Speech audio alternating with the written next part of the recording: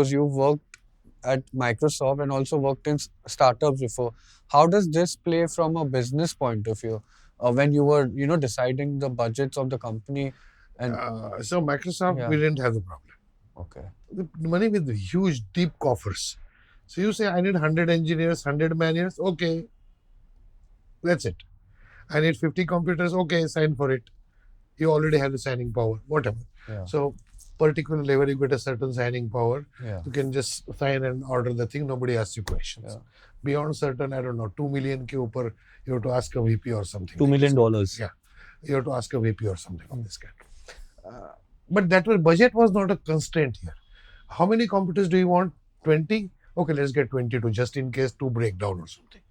That kind of, what do you call it, affluence was there in those kind of companies.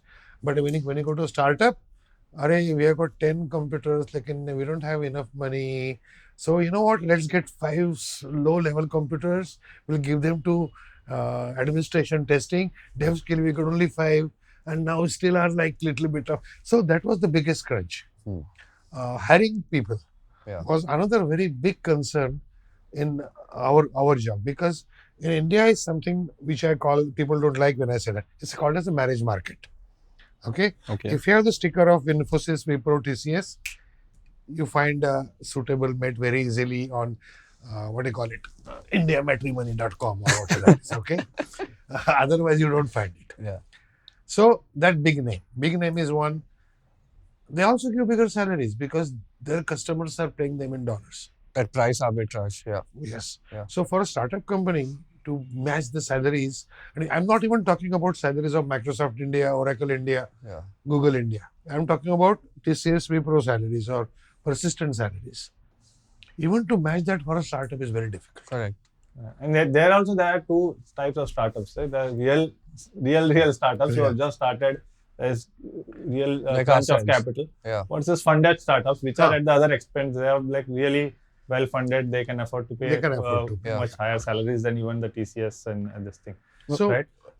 So attrition becomes a problem. Correct. Yeah. So, Because people learn here technology that we are trying, jump quickly, get double salary and get married. Yeah. Okay.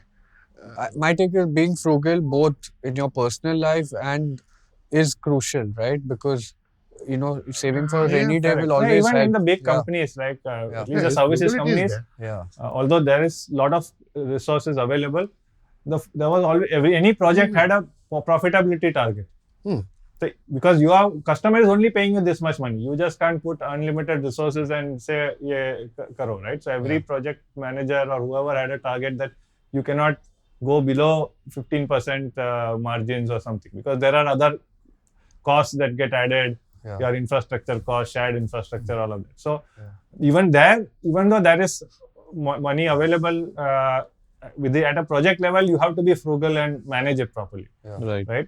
In a startup, it goes one level above, right? And that's where big decisions, even technology and product decisions, become impacted. Hey, if you have to build this, I will need 5 developers for the next 3 months. Only then you can do it.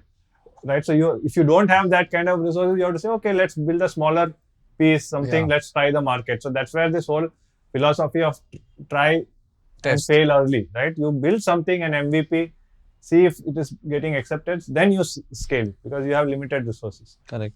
I mean, you mentioned frugality, right? Frugality is so important because I feel the concept in India is a little different, where here companies are celebrated when they raise money, right? When you raise money, it's celebrated. But when you're raising money, it's not that you're making money. Exit is when you make money.